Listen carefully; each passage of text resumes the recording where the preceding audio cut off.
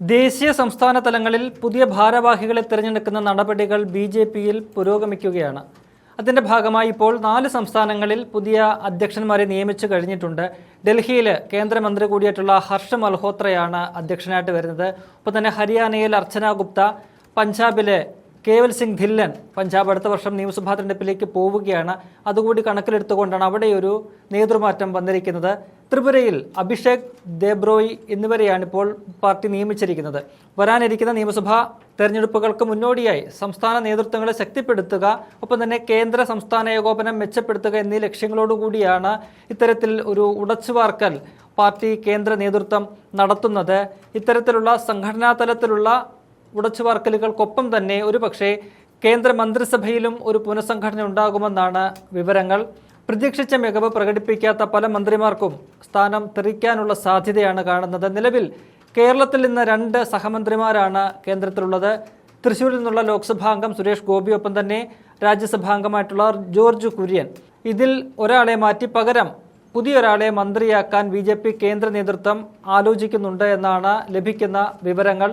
കേരളത്തിന്റെ ചരിത്രത്തിൽ ആദ്യമായിട്ടാണ് ഇക്കഴിഞ്ഞ ലോക്സഭാ തെരഞ്ഞെടുപ്പിൽ ബി.ജെ.പിക്ക് ഒരു എം.പിയെ ലഭിച്ചത്.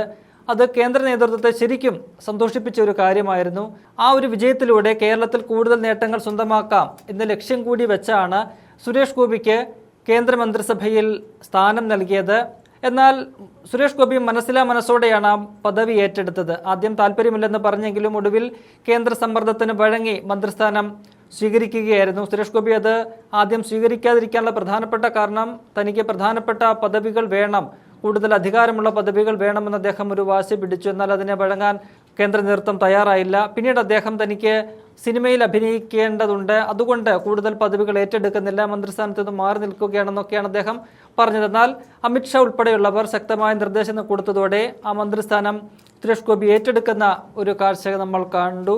അത് പാർട്ടിയെ കേരളത്തിൽ വളർത്തുമെന്നായിരുന്നു ദേശീയ നേതൃത്വം കണക്കുകൂട്ടിയത്. എന്നാൽ ഒന്നും സംഭവിച്ചില്ല. ഇക്കഴിഞ്ഞ തദ്ദേശ തെരഞ്ഞെടുപ്പിലും പിന്നാലെ വന്ന നിയമസഭാ തെരഞ്ഞെടുപ്പിലും തൃശ്ശൂർ ജില്ലയിൽ വലിയ തിരിച്ചടിയാണ് പാർട്ടിക്ക് നേരിട്ടത്. കഴിഞ്ഞ തവണയൊക്കെ സുരേഷ് ഗോപി മത്സരിച്ചപ്പോൾ 2ാം സ്ഥാനത്ത് വന്ന തൃശ്ശൂർ നിയമസഭാ മണ്ഡലത്തിൽ ഇത്തവണ ബി.ജെ.പി 3ാം സ്ഥാനത്തേക്ക് പോകുന്ന കാഴ്ച നമ്മൾ കണ്ടു. ലോക്സഭയിൽ ബി.ജെ.പിയെ ജയിപ്പിച്ച ജനങ്ങൾ പിന്നീട് അവരെ കൈവിടുന്ന ഒരു കാഴ്ചയാണ് നമുക്ക് തൃശ്ശൂരിൽ കാണാൻ കഴിഞ്ഞത്. മാത്രവുമല്ല, വിജയിച്ചതിന് ശേഷം സുരേഷ് ഗോപി അവിടെ വേണ്ട രീതിയിൽ പ്രവർത്തിക്കുന്നില്ല എന്നൊരു വിമർശനം പാർട്ടിക്കുള്ളിൽ നിന്ന് തന്നെ ഉയരുന്നുമുണ്ട്. ഇനി ജോർജ് കുര്യനിലേക്ക് വരികയാണെങ്കിൽ, ജോർജ് കുര്യനെ മധ്യപ്രദേശിലൂടെ രാജ്യസഭയിൽ എത്തിച്ചതും കേന്ദ്രമന്ത്രിയാക്കിയതും ഇതുപോലെ തന്നെ ചില കണക്കുകൂട്ടലുകളുടെ ബാക്കിയായിട്ടായിരുന്നു. ക്രിസ്ത്യൻ ഔട്ട്റീച്ച് ആയിരുന്നു ബി.ജെ.പിയുടെ പ്രധാനപ്പെട്ട ഒരു ലക്ഷ്യം. എന്നാൽ അതും പാളുന്ന കാഴ്ച നമ്മൾ കണ്ടു. തദ്ദേശ നിയമസഭാ തെരഞ്ഞെടുപ്പുകളിൽ ക്രൈസ്തവ സമൂഹം ഒന്നടങ്കം UDFനെയാണ് പിന്തുണച്ചത്. മാത്രവുമല്ല, ഈ 2 മന്ത്രിമാരുടെയും പ്രകടനം അത്ര മികച്ചതല്ലെന്ന വിലയിരുത്തലും കേന്ദ്ര നേതൃത്വത്തിനുണ്ട്. അതിനാൽ മറ്റൊരു നേതാവിനെ മന്ത്രിയാക്കാനുള്ള ആലോചനകളാണ് ഇപ്പോൾ നടക്കുന്നത്. നിലവിൽ കേരളത്തിൽ നിന്ന് PT ഉഷയും ഒപ്പം തന്നെ C സദാനന്ദനുമാണ് ബി.ജെ.പി ടിക്കറ്റിൽ രാജ്യസഭാംഗങ്ങളായിട്ടുള്ളത്. C സദാനന്ദനെ ബി.ജെ.പി രാജ്യസഭയിൽ എത്തിച്ചത് തന്നെ വലിയൊരു നീക്കത്തിന്റെ ഭാഗമായിട്ടാണ്. കാരണം അദ്ദേഹം CPMന്റെ അക്രമ രാഷ്ട്രീയത്തിന്റെ ജീവിക്കുന്ന ഒരു ഉദാഹരണമാണ്. അദ്ദേഹം രാജ്യസഭയിൽ എത്തി തന്റെ ആദ്യ പ്രസംഗത്തിന് മുന്നോടിയായിട്ട് തന്റെ വെപ്പുകാലുകൾ 2ഉം ആ മേശപ്പുറത്ത് എടുത്ത് വെച്ചത് നമ്മൾ കണ്ടതാണ്. അത് വലിയ രീതിയിലുള്ളൊരു പൊളിറ്റിക്കൽ ഇമ്പാക്റ്റാണ് ബി.ജെ.പിക്ക് ഉണ്ടാക്കി കൊടുത്തത്. അപ്പോൾ സ്വാഭാവികമായിട്ടും പുതിയൊരു മന്ത്രിയെ നിയമിക്കുകയാണെങ്കിൽ ആ സ്ഥാനം C സദാനന്ദനിലേക്ക് എത്തുമെന്നാണ് പ്രതീക്ഷിക്കപ്പെടുന്നത്. ഒപ്പം തന്നെ മറ്റു ചില സംഘടനാപരമായ ചുമതലകളിൽ മുതിർന്ന നേതാക്കളെ ഉൾപ്പെടുത്തുമെന്നും വിവരമുണ്ട്. അതിൽ പ്രധാനപ്പെട്ട ഒരു നേതാവ് നിലവിൽ MLA കൂടിയായിട്ടുള്ള V മുരളീധരനാണ്. അദ്ദേഹത്തെ ദേശീയ ജനറൽ സെക്രട്ടറി പദത്തിലേക്ക് എത്തിക്കുമെന്നാണ് സൂചന. കാരണം അദ്ദേഹം മുതിർന്ന ഒരു നേതാവാണ്, മുൻ കേന്ദ്രമന്ത്രിയാണ്. അപ്പോൾ അദ്ദേഹത്തെ വരുന്ന തെരഞ്ഞെടുപ്പുകളുടെയൊക്കെ മുന്നോടിയായിട്ട് കൂടുതൽ ശക്തമായിട്ടുള്ള ചുമതല കേരളത്തിൽ കൊടുക്കുക എന്ന ലക്ഷ്യം ഉണ്ട്. മാത്രവുമല്ല, ഇപ്പോൾ ഈ ബി.ജെ.പിക്ക് കേരള നിയമസഭയിൽ 3 അംഗങ്ങളാണ് ഉള്ളത്. V മുരളീധരന് പുറമെ ബി.ജെ.പിയുടെ സംസ്ഥാന അധ്യക്ഷൻ കൂടിയായിട്ടുള്ള രാജീവ് ചന്ദ്രശേഖറും ഒപ്പം B.B. ഗോപകുമാറും, അങ്ങനെ 3 പേരാണുള്ളത്. ഈ 3 പേരിൽ ഇപ്പോൾ B.B. ഗോപകുമാറിനെയാണ് ബി.ജെ.പി തങ്ങളുടെ നിയമസഭാ കക്ഷി നേതാവായിട്ട് നിയമിച്ചിരിക്കുന്നത്.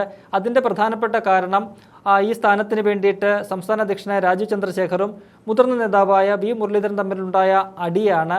ഈ 2 പേരും തങ്ങൾക്ക് നിയമസഭാ കക്ഷി നേതാവാകണമെന്ന ആവശ്യം ഉന്നയിച്ചു. എന്നാൽ ഏറ്റവും ഒടുവിൽ ഒരു സമവായ നിലയിലാണ് B.B. ഗോപകുമാറിനെ ആ സ്ഥാനത്തേക്ക് കൊണ്ടുവന്നത്. അതിൽ V മുരളീധരൻ അതൃപ്തനാണ്.